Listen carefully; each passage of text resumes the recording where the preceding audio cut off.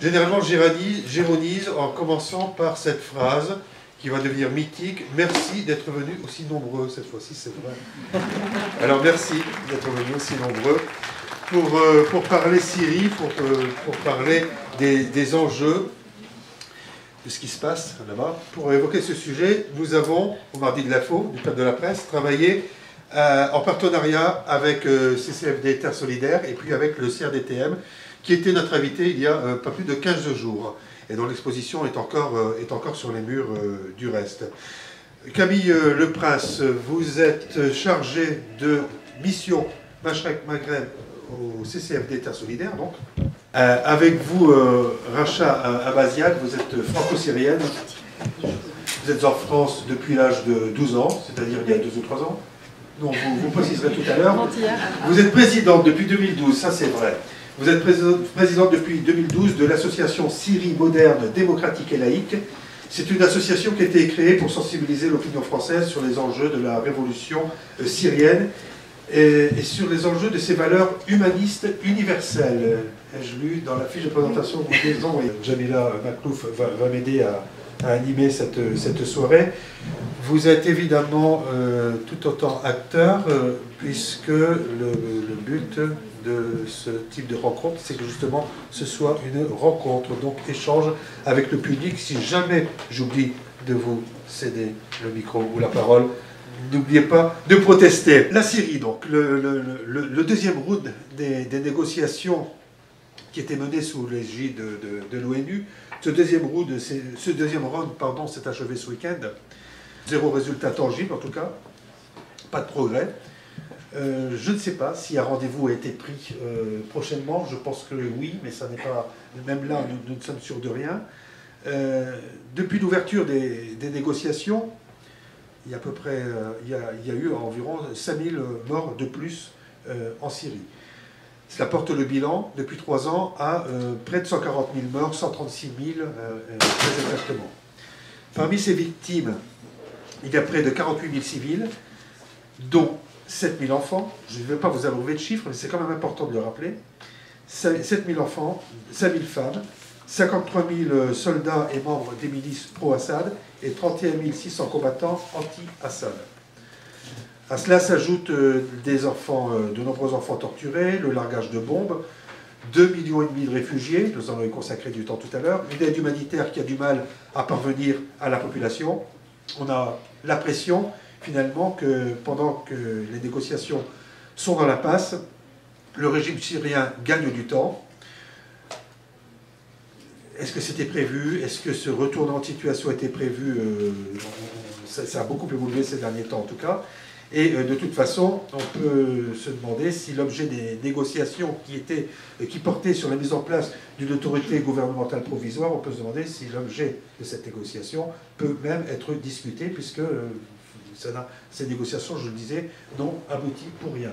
Est-ce que le régime syrien essaye de gagner du temps? Oui, sans aucun doute.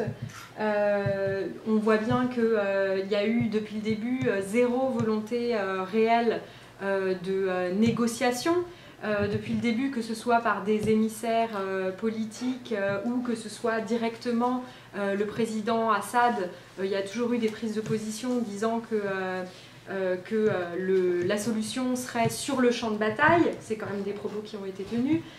Ensuite, il y a eu ces émissaires qui ont dit au début du deuxième round, donc ce qu'on a appelé la conférence de Genève 2, ces émissaires ont dit que l'opposition était là juste pour parler de détails, alors que eux, les représentants du régime, étaient là pour parler de l'avenir de la Syrie. Les détails, c'est quoi? C'est quand même les questions humanitaires et avant tout permettre aux populations civiles d'avoir accès à une aide, de ne plus être assiégées, de ne plus être bombardées. Donc ce ne sont pas des détails qui étaient en jeu à Genève 2, au-delà d'un avenir politique du régime. Il y avait bien des questions humanitaires. Qu'est-ce qui fait à votre avis que ces négociations échouent de cette façon? Il y a quand même de... C'est pas n'importe qui, je citais l'ONU, c'est sous l'égide de l'ONU, mais il y a quand même 2 grandes puissances, les États-Unis et la Russie, Regardez ce titre que je pioche dans la revue Causeur. Avons-nous enterré Assad trop vite? Est-ce qu'il n'y a pas eu une incompréhension de ce conflit dès le départ? Je pense que si on ne trouve pas de réponse, c'est qu'aussi il n'y a pas eu de volonté réelle de trouver une réponse à cette crise. Si les États-Unis et la Russie avaient voulu trouver un réel compromis pour sortir la Syrie de cette crise, ça fait longtemps qu'on aurait pu trouver une solution. C'est pas possible. La réponse n'était pas forcément une intervention étrangère sur le sol syrien. On est loin de cette question-là. Ne serait-ce que d'imposer des couloirs humanitaires à la Syrie, ne serait-ce que d'imposer, faire pression sur la Russie pour ne pas alimenter le régime syrien en armes régulièrement. C'était des choses tout à fait possibles. Les Syriens aujourd'hui se sentent abandonnés partout. Aujourd'hui, ils ne comprennent pas qu'après 9 mois de révolution pacifique, qui bien sûr maintenant elle est militaire, la militarisation n'a pas servi cette révolution, au contraire. C'est ce que je pense personnellement, mais après c'est tout à fait... Après, il y a eu l'abandon des forces démocratiques dans les composantes de l'opposition syrienne. Aujourd'hui, ce sont ces composantes qui pouvaient relever la Syrie, la reconstruire, et c'est ces composantes-là qui ont fini par être laminées la première, parce que ça ne servait pas à la propagande du régime, qui était c'était moi, ou alors, si vous avez la solution, c'est les salafistes en face. C'est moi ou néant. Nous sommes dans un club de la presse, alors nous lisons la presse.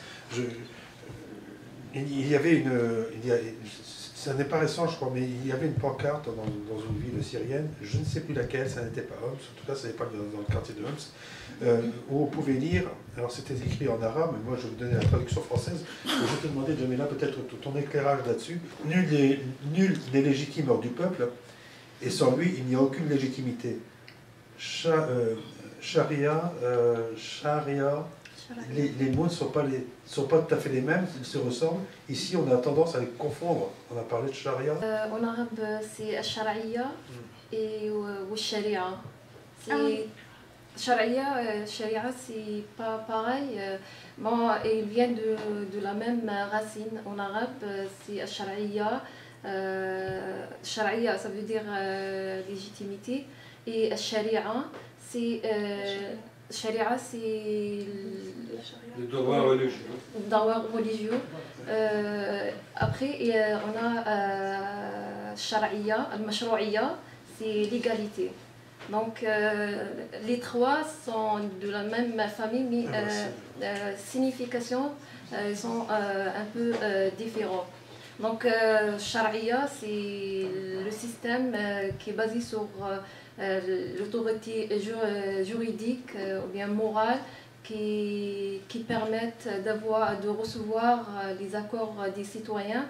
Et l'égalité, c'est le mashrou'iya, c'est d'avoir dans les institutions de l'État les mêmes droits. On peut, certains nient la différence entre le mashrou'iya, c'est une définition juridique. Par contre, le shara'iya, c'est une définition politique. D'accord. Après, sharia, c'est qui avec la religion. Alors, Rachel, vous vouliez aussi intervenir là-dessus. Je rappelle, parce que je voulais parler de la rébellion. Parce qu'au départ, ce sont des héros. On les voit comme ça, ici, comme des héros. Et puis ensuite, on s'aperçoit qu'ils sont contestés, on s'aperçoit que rien n'est simple. On parle de légalité, de légitimité. Et avec nos grilles de lecture, ça ne facilite pas les choses. Au contraire, ça les embrouille. Cette question de légitimité, oui, les revendications. Oui.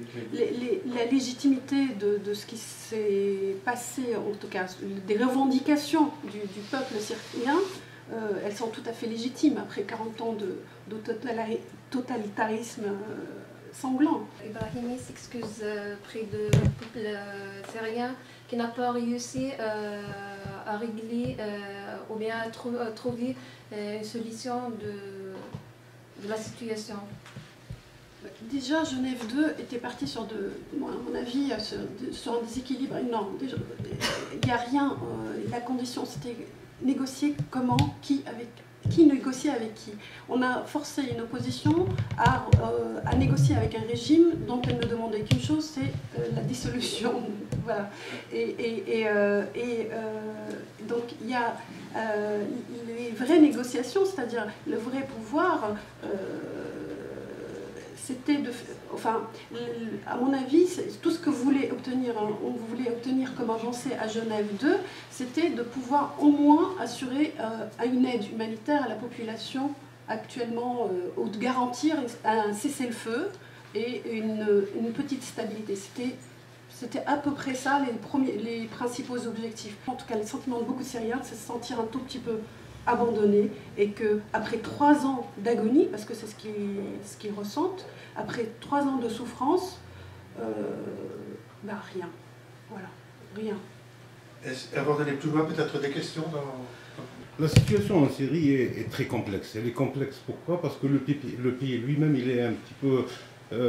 il est complexe. Il est complexe dans sa dimension civilisationnelle, il est complexe dans sa dimension culturelle, dans sa dimension ethnique et dans sa dimension religieuse. Au jour d'aujourd'hui, effectivement, le peuple syrien, il souffre énormément et je compatis énormément. Mais la question que je me pose, c'est l'opposition au régime de Assad, je n'arrive pas à la situer. Quelque part, je me dis que cette opposition est peut-être victime, elle aussi, de la propagande faite par le Qatar, par le biais d'Al Jazeera. C'est Al Jazeera qui a fait la révolution en Tunisie, c'est Al Jazeera qui a fait la révolution en Libye, c'est Al Jazeera qui a fait la révolution en Syrie. Si vous pouvez nous éclairer sur la nature de cette opposition. Merci. Je suis un peu perplexe quand même sur ce que vous dites quand vous dites c'est Al Jazeera qui a fait la révolution. Je ne crois pas. Je crois que Al Jazeera a participé à relayer les manifestations. Je crois qu'Al Jazeera n'est pas une télévision neutre. Je crois qu'effectivement le Qatar a des intérêts dans ces révolutions. Mais je ne crois pas que ce soit Al Jazeera qui a fait la révolution. Je crois qu'il y a des sociologues, je crois qu'il y a des anthropologues, je crois qu'il y a même des psychologues, je pense qu'il y a des politologues qui travaillent sur le phénomène révolutionnaire et qui montrent bien la complexité et l'ancrage de ces révolutions au niveau de l'individu et au niveau du groupe. Et je ne pense pas que ce soit une télévision internationale, quelle que soit la puissance du Qatar, qui ait fait ces révolutions. Il y a les intérêts derrière tout cela et les manipulations des grandes puissances, mais c'est pas, de la région, on va dire, déjà, ne serait-ce que l'Iran, le Qatar, l'Arabie Saoudite. L'opposition est très divisée, ça c'est vrai. Ça mais après des années, 40 ans d'appareils sécuritaires extrêmement sévères. Brutal. Vous direz peut-être un mot tout à l'heure des Alaouites, etc. Ce régime a joué de cela et les forces démocratiques n'ont pas été aidées. La seule solution pour que ce peuple sorte de la crise, c'est de, effectivement, recomposer une société démocratique et basée sur le principe laïque pour que tout le monde puisse vivre un jour ensemble. Et c'était les revendications, pas de tout le monde ne voulait pas la laïcité forcément, mais en tout cas une grande majorité de personnes qui ont voulu la chute de ce régime.